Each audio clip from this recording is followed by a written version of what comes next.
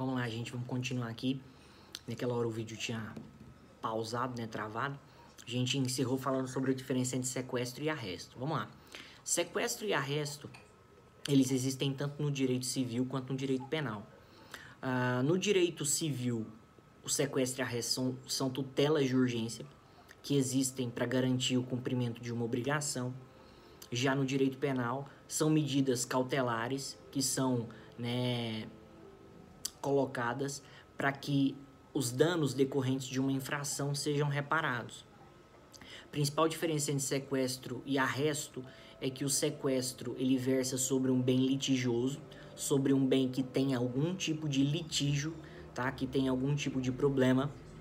Já o arresto diz respeito à medida cautelar ou tutela de urgência que recaia sobre um bem que não tenha nenhum tipo de litígio, que não tenha nenhum tipo de problema.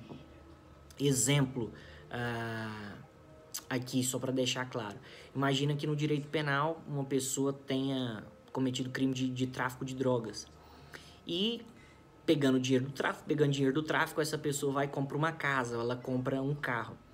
Percebam que essa casa ou esse carro, ele é fruto do dinheiro do tráfico, ou seja, é produto do crime, né? Produto do crime. Nesse caso, para reparar, né, os danos que a infração penal causou, né, para que de alguma forma não só a pessoa seja punido pelo tráfico, né, sendo, né, processada, sendo condenada, mas a casa ou carro que ela comprou advindo do dinheiro do tráfico tem que ser o quê? Sequestrada, para que, né, o dinheiro ali que foi ganho possa ser devolvido aos cofres públicos, beleza? E no direito civil, o sequestro e o arresto diz respeito a garantir a satisfação de uma obrigação, tá? Imagine que uma pessoa seja devedora de outra e, né, já se entrou com a execução, essa pessoa não consegue pagar. E vamos supor que ela tenha algum tipo de bem, né, litigioso, ou tenha algum tipo de bem, no caso bem imóvel, que pode ser garantido para a execução da dívida. Se o bem for litigioso, aquele bem pode ser sequestrado. Se o bem não for litigioso, ele pode ser arrestado para que seja leiloado e para que o dinheiro seja utilizado na execução de uma dívida. Beleza? Vamos lá.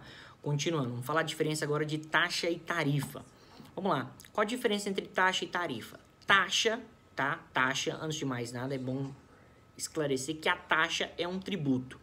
A taxa é uma forma de tributo, tá? E quando a gente fala de tributo, a gente tem que falar de tributo como gênero.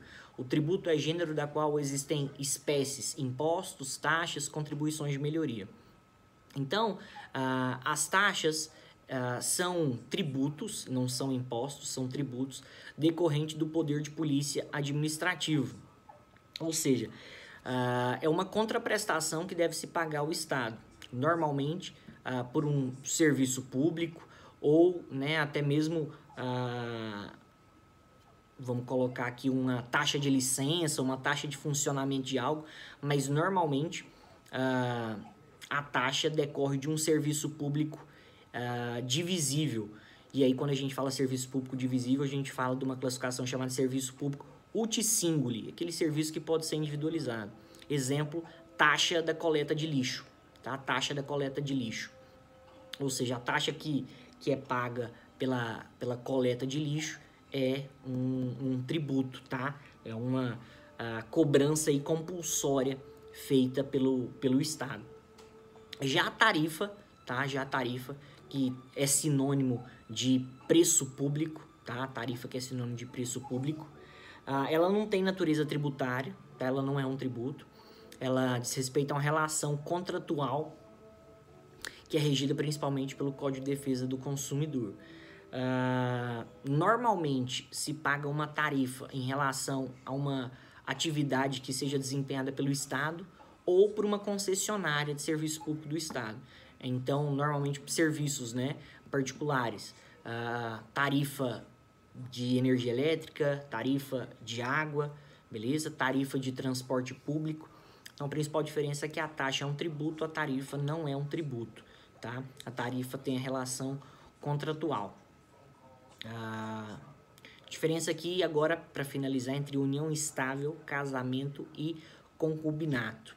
O que é a união estável? A união estável é uma entidade familiar de convivência pública, tá? Duradoura e contínua, que é estabelecida com o objetivo de constituição de família. Lembrando que a união estável, enfim, não é a minha matéria de direito civil, mas ela tem alguns requisitos. Para que uma união estável seja reconhecida, é necessário que tenha conhecimento público, que as pessoas saibam daquela união, né, daquelas pessoas.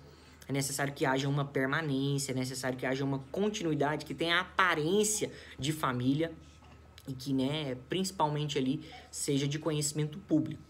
União estável, inicialmente, era entre homem e mulher, mas a gente sabe que desde 2011 o Supremo Tribunal Federal reconhece união estável para pessoas do mesmo sexo.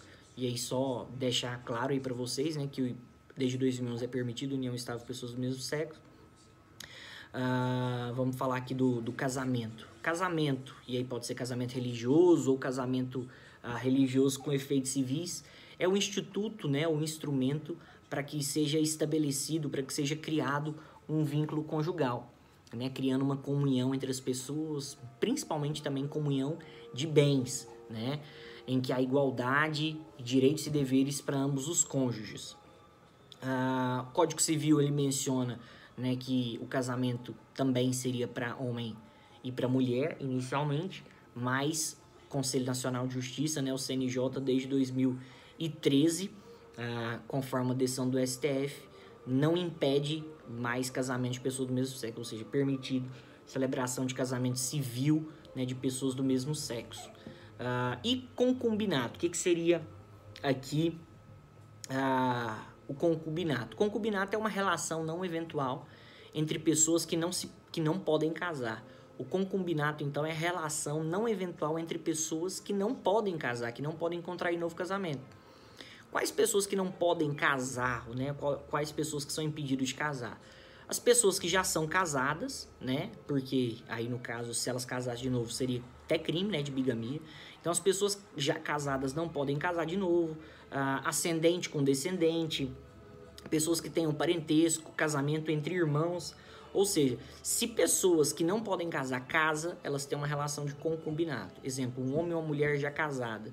Se eles decidem se unir, né, decidindo, né, casar ou manter uma relação, nesse caso, como eles são impedidos de casar, a relação deles vai ser considerada como concubinato. Beleza? Gente, então é isso aí. Fica com Deus. Deus abençoe. Até a próxima aula.